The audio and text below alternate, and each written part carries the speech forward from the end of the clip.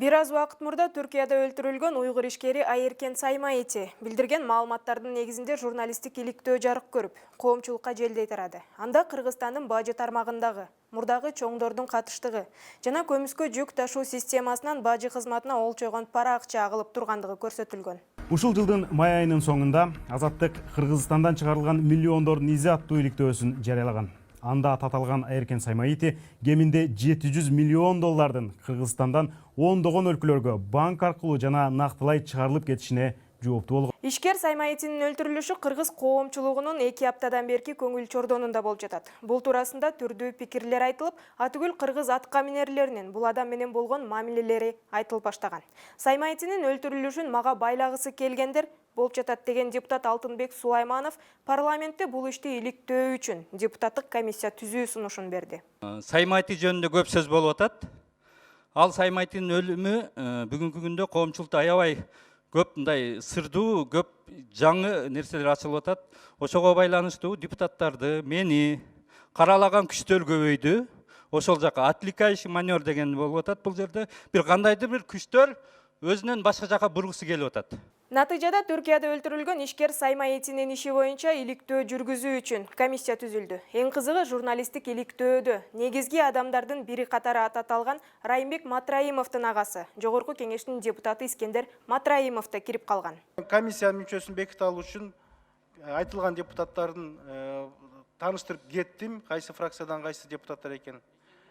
Доошко коем, урматтуу депутаттар. Доош бериңиздер, комиссиянын составын бекитип алалы.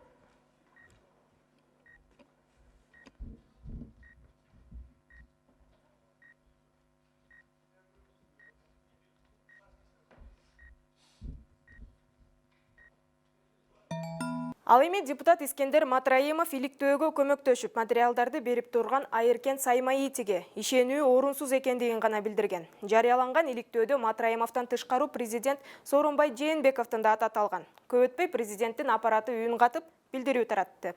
Журналисттик иликтөөдө бул иштердин активдүүлүгү 2012-2016 жылдарга тиешелүү деп белгиленген. Тактап айтканда, бул Алмазбек Атамбаевдин президент болуп турган маалы. Иш жүзүндө жалпысынан системаны жана иликтөөдө келтирилген схемаларды жаңы мамлекет башчысы кабыл алган эмес. Ар кандай күчтөр президент Сооронбай Жээнбековду бул журналисттик иликтөөдө айтылган чөйрө менен байланыштырууга аракет кылат деген пикирдебиз. Ошондуктан президент Сооронбай Жээнбековдун Хабибулла Абдукадыр менен чогуу бизнес долбоорлору болгон эмес жана жок экендигин расмий билдиребиз. Ошондуктан материалда келтирилген жагдайларга көңүл бурулат. Албетте, укук коргоо органдар материалда айтылган жүйөлөрдү эске алат. Коомдо дүрбөлөң салган иликтөөнү эл өкүлү Рыскелди Момбеков бийликтин беделине урган чоң сокку катары баалап, өкмөттүн отставкасына негиз бар деди. Акыркы массалык маалымат каражаттары менен жолукканда президентибиз Сооронбай Шарипович фактыларды сураган. Эгер фактылар болсо бергиле деп. Мына фактылар деп бул алдына коюп койду да. Демек бул президентке суроо. Президент эми жоопту өкмөттөн күч керек. Өкмөт өз ыктыяры менен отставкага берсе деле болот болчу. Өкмөт буга чейин деле берсе болмок. КТ Мобайл менен бажы гейт менен эмес, бажа гейт менен деле бергенге негиз бар болчу. Бирок ишеним артып отурган, бирок азыр өкмөттөн алдыда ушул ишти этегине чыгат деп күткөн өзү бул жаңылыштык болот. Анткени бул иш менен өкмөт чыланып калды, белчесинен батып калды. Анан бул ишти азыркы өкмөткө тапшырган бул таптакыр туура эмес болот. Өкмөттү кетиргенден пайда жок деген депутат Алмамбет Шыкмаматов жаралган жагдайды шашпай, кылдат иликтеп чыгуу керек деген пикирин билдирди. Эгерде биз азыр өкмөттү муну менен отставкага кетирбесек, бул маселе чечилбейт. Башка өкмөт келет дагы эл алаксып калып, баягы бул теманы башка жака буруу, бул сөздү башка жака буруу. Өкмөт алмашат, башка өкмөт келип не кылбайт. Ошондуктан бул жерде президент эң башында турган. Биз президентти алмаштырбайбыз да. Өкмөттү алмаштырабыз макул. А бирок башында президент турат да, мамлекеттин башында. Ошондуктан бул жерде президент катуу көзөмөлгө алса эле, өкмөт дагы парламент дагы бардыгын иликтейт. Ал эми коомдук ишмер Эмилбек Каптагаев депутаттык комиссия түзүлдү, тергөө жүрүп жатат деген жалпы сөздөрдү коомчулук кабыл албай тургандыгын билдирип, бажыдагы коррупциялык иштерге тиешелүү адамдар камалышы керек деген пикирин айтты. УКМКга, башкы прокуратурага, ИИМге ишеним жок болуп жатат. Балким чукул арада мекеме аралык комиссия түзүлүп, ага тергөө, жоопко тартылуу боюнча баардык ыйгарым укуктарды бериш керек. 2-3 күндүн ичинде жоопкер болгон ондогон кишилерди камаш керек. Акыркы болуп жаткан окуялардан улам Кыргызстандагы коррупциянын деңгээли жогорку четке жеткенин көрүүгө болот. Ал эми дал ошол коррупция темасын жогорку кеңеште көтөрүп чыккан 10 жаштагы кыздын сөзү залда отурган эл өкүлдөрүнөн тарта бир канча аткаминерлерди күлкүгө гана салган. Биздин мектепте бир эле медсестра бар. Ошондон ар жылы 2008-жылкыларды кол маңдайына билегине укол саят. Укол сайганда аны дагы бекер сайбай акчага саят. Ошон үчүн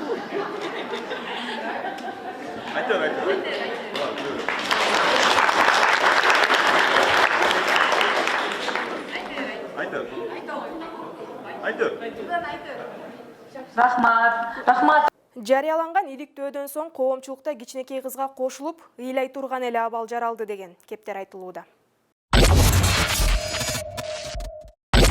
18 ноябрда Москва шаарында Евразия экономикалык комиссиянын кезектеги жыйыны болду. Жыйында Кыргыз өкмөтү 3-өлкөдөн кирген автоунааларга баа алымдарын учурдагы баа менен сактап турууну суранган. Бирок союздаштар бул өтүнүштү канааттандырган эмес. Бул чоң рынок. Бул жерде биз өзүбүздүн таламыбызды талашыбыз керек.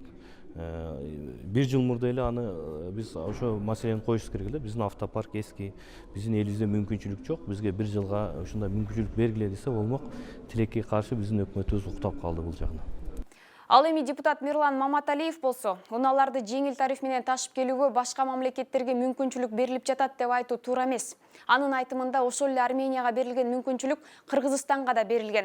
Болгону аны убагында колдоно албай текке кетирип алганбыз. Бул эми биздин өкмөттүн шагы деп эсептейм. Бул өкмөттүн түз функциясы. Өкмөт муну өзү көзөмөлдөш керек эле. Бирок тилекке каршы ушундай көзөмөлдөгөн үчүн бир жылыбызды кетирип алдык. Демекчи Кыргызстан биримдикке киргенине 4 жылдан ашты. Бирок анын өлкөгө экономикалык пайдасынан мурун көп тармак артта калганын жогорку кеңештин депутаты Зиядин Жамалдинов билдирди. Эми бажы кызматына союзуна биз кирдик. Бирок ошол эле мезгилде бизде көптөгөн тармактарыбыз артта калып кетти болот да. Мисалга мына айыл чарба продукцияларыбызды айткан ошол мезгилде эгерде бажы союзуна кире турган болсо Кыргызстан булар ушул Казакстанга, Кыргызстанга, ушул Беларусияга чейин апарып сатат деген сөздөр болгон да. А бирок бүгүнкү күндө көрүп атабыз бул тескерисинче эле болду да. Кошумчалай кетсек, 2020-жылдын 1-январынан тарта Кыргызстанда жеке адамдар үчүн транспорт каражаттарына киргизилген тарифтер күчүнө кирет. Бул Евразия экономикалык комиссиянын 2017-жылдын 20-декабрындагы чечими менен күчүнө кирген. Апта башында бир нече убакыттан бери УКМКдан $200 000 акча каражаты жоголгону тууралуу маалымат интернет булактарына желдей тарап, кызуу талкууга жем таштады. Сөзсүз биз да депутат катары муну талап кылабыз. Ушул маселе боюнча, ушул акчалар боюнча, ушул кылмыш иши боюнча эмне себептен бул жөндөн айтылган сөз эмес болуш керек. Мен ойлойм, депутаттарга бул маалыматты берет да. Негизи ошол органдар муну жашырбай эле ачык айтып койсо болмок. Элге эгерде андай жоголуу болбосо, ошол фактыны ачык айтыш керек болчу. Тилекке каршы айтпай атканда да бизде да күмөн бар. Эгер бул маселе такталса, анда ал кишилер коомчулукту күтпөй эле өздөрү жазып кетиш керек. Бул өтө чоң ЧП. Ал эми Кыргызстан фракциясынын депутаты Талайбек Масабиров буга байланыштуу тергөөчү жумуштан гана алынбастан жоопко тартылууга тийиш экенин билдирди. Азыр билбей атпайсызбы, ал акча каражат жоголгонбу же бул жерге которулуп кеткенби? Аны ошол эгерде ушул далилденип калса, эми ал жанагы кызматкер жоопкерчиликке тартылыш керек да. Мындай жумуштан бошобой эле аны атайын иш козгоп, мыйзам чегинде жоопкерчиликке тартылыш керек. Дагы бир эл өкүлү Нурбек Тотонов улуттук коопсуздук боюнча мамлекеттик комитеттин тергөөчүсүнүн сейфинен $200 000 жоголду деген маалымат фейк болушу мүмкүн деп эсептейт. Бул канчалык деңгээлде такталган маалымат билбейт экен. Эгер улуттук коопсуздук комитетинде анча акча жоголса, анда билбейм, анда биз каяка ишенебиз. Бул жалган болуш керек менимче. Мен баягы тактаган жокмун. Жалган болуш керек дейм. Эгер ошол жерден акча жоголуп кеткен болсо, анда биз кимге ишенебиз? Башка кимге барып кайрылабыз? Маселе жаралат да. Бизди коопсуздугу коргогон адамдардын арасынан жоголуп кеткен болсо, анда чоң маселе болуп калат да. Менимче жалган эле маалыматка жөн. Бизде азыр жалган маалыматтар бат таратчу убакка келип калып атпайбы? Ушундай эле болуш керек. Ал эми УКМКнын 20 ноябрда тараткан маалыматында $200.000 жоголгондугу тууралуу маалымат чындыкка дал келбейт деди. Ал ошондой эле мамлекеттик комитеттин жетекчилигине жана улуттук коопсуздук органдарынын иш-аракеттерин каралоо максатында жалган маалыматтарды таратуу менен коомчулукка жаман көрсөтүү максатында атайлап каралоо иштери жүрүп жатат деп билдирди. 2019 жылдын 19 ноябрында Бишкек шаарынын 1-май райондук соту тарабынан тергөө иштерине чогултулган материалдардын жана жогоруда айтылган далил катары алынган акча каражаттарынын негизинде алынган $200.000 АКШ өлчөмүндөгү каражаттар мамлекетке киреше катары алуу боюнча токтом менен өкүм чыгарылды. Буга байланыштуу Улуттук коопсуздук мамлекеттик комитети $200.000 АКШ жоголгондугу тууралуу маалымат чындыкка дал келбестигин билдирет. Эгерде УКМКнын сейфинен акча жоголгон деген маалымат жалган болсо, эмне үчүн ошол тергөөчү ызы чуу чыккандан кийин 1 ай мурда жумуштан алынган деген суроо туулат.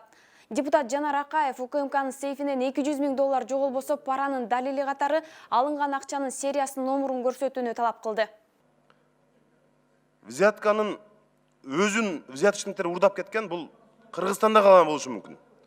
Ошон үчүн муну менен ар кайсы шылтоон айтып, элдин башын айлантып кутулуп кетүүгө мүмкүн эмес.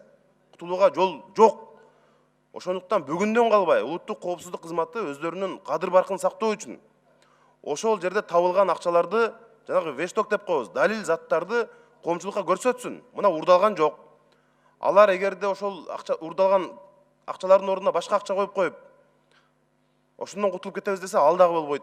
Ошондуктан мурдагы ошо серия номери менен катталган, кармалган учурундагы акчалардын бардыгын көрсөтсүн. $200.000 АКШ пара катары алып жатканда кармалган башкы прокуратуранын башкармалыгынын башчысы Улан Чалбаевдин 2 жылдан бери каралып жаткан иши аяктап 5 жылга эркинен ажыратылды. Ал эми УКМКнын мурда тараткан билдирүүсүнө ылайык $200.000 башкы прокуратуранын прокурору мурдагы депутат Карганбек Самаковдун ишин жеңилдетүү убадасы менен алган. Бирок камактагы прокурордун тарапташтары президентке чейин кайрылып, бул иште ал чоң күчтөр арасындагы курмандык экенин айтышууда.